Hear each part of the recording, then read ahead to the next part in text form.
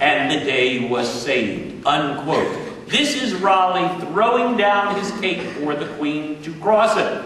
She is so impressed with his chivalry, and he still really looks good to her because she hasn't had anybody for 43 years, that he becomes her boyfriend. And you realize she could have easily married him. She can marry anybody she wants. And of course, he's an Englishman, so rather than going with a French king or a Spanish king, you marry an Englishman, no other country has any advantage. It could have worked out beautifully, and Raleigh realizes this. So now he decides to write her love poetry.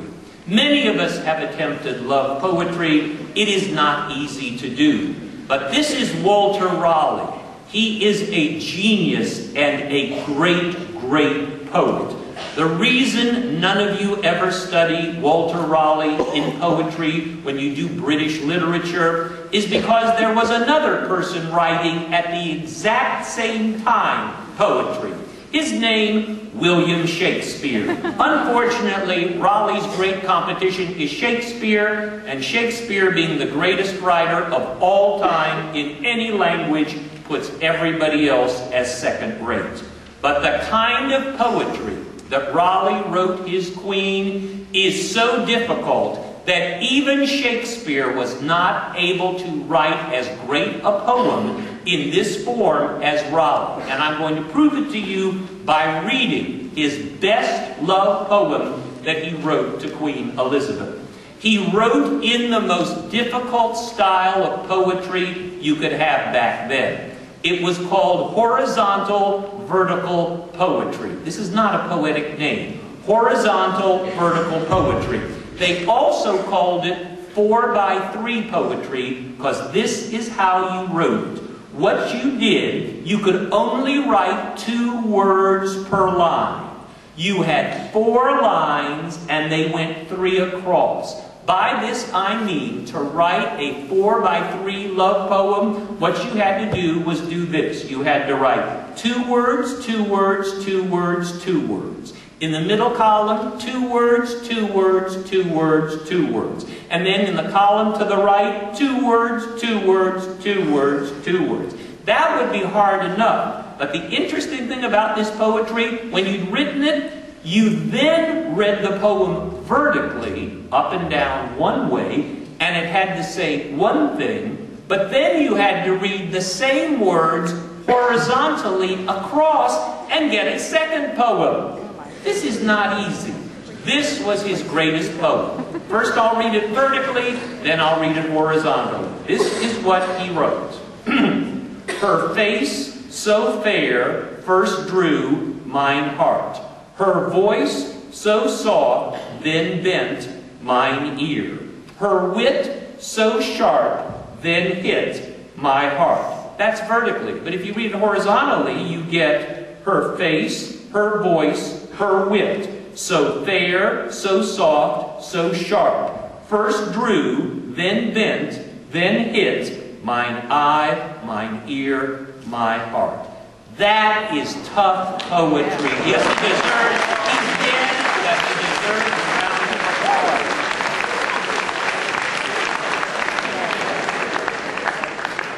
Tough to write. She fell for it. They never got married. He was too smart to decide to marry her. She didn't ask, but one of the reasons she didn't ask, he decided he wasn't going to pursue it because the court couldn't stand Walter Raleigh. She knights him now for this, for the cape, for the poetry, and everybody in court is laughing behind his back because he is basically a boy toy to Queen Elizabeth. All he ever did was throw down a cape and write some love poetry. They assume he's an idiot because he's that good looking. You know how that is with good looking people. Goodness knows I do. Surely some of you do too. You look really good, they think you're dumb. So Raleigh decided if he was ever going to be immortal, he'd better come up with something really smart to do. And did he ever come up with something smart? He knew the one thing everybody in England had in common in 1583. This was the year he'd written the poetry. Everybody in England hated Spain. because Spain, thanks to Christopher Columbus, just a few years before, Spain was the only country to possess possessions in the New World. There were 2 of them that was making Spain the most wealthy country the earth had ever had.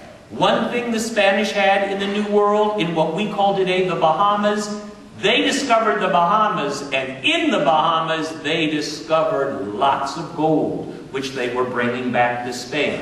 But then they also discovered, way up the east coast of America, what we call today Labrador. There are fishing banks in Labrador that are the best in the world. The Spanish were making as much money on the fish they were catching and bringing back from Labrador as from the gold in the Bahamas. Raleigh calls a meeting with Queen Elizabeth and says, "We English have to have a colony in the New World to challenge the Spanish." Elizabeth says, "I know that, but we've never been able to figure out where we can put it." Now, even in 1583, they had a map of the east coast of what we call the United States of America that was incredibly accurate. They knew what the east coast of America looked like. They knew where Labrador was. They were getting rich on fish, the Spanish, and the gold in the Bahamas. Raleigh said the obvious. What we do is, we pick the spot exactly halfway between the fish in Labrador and the gold in the Bahamas. We put our colony there so that we can harass the Spanish equally quickly by heading north to Labrador or south to the Bahamas. "Where is that spot?" she said. So Raleigh had his own map. He unfolded it, he pointed. What he did, he simply drew a line and then went halfway in between and put an X. Elizabeth looks at the map and says, "God must want us to put our colony in this place, because notice how the land bulges out at that exact spot." That spot we call today Manteo, North Carolina. The reason Raleigh is famous for the first colony in North Carolina, we happen to be exactly halfway between Labrador and the Bahamas. That's why it is there. Raleigh said, "I'll need lots of money, lots of men, and great ships." Elizabeth said, "I don't care what it costs. It's a great idea. Bring me the bill." He brings Elizabeth the bill. No problem with the money. He gets all the men, all the money, and all the ships he wants. 3 weeks before they are to sail to what is today the coast of North Carolina, Elizabeth gives Raleigh the really bad news that everything is on, but he will not be going. He will stay back at the court. He is flabbergasted and upset, but you really can't show your real feelings to the Queen, so he basically says, "But why can't I go? It's my money." He put all of his money in it as well. And the Queen, who was a terribly honest woman, because she had nothing to lose, she's the Queen, she can say whatever she wants, she told him the truth.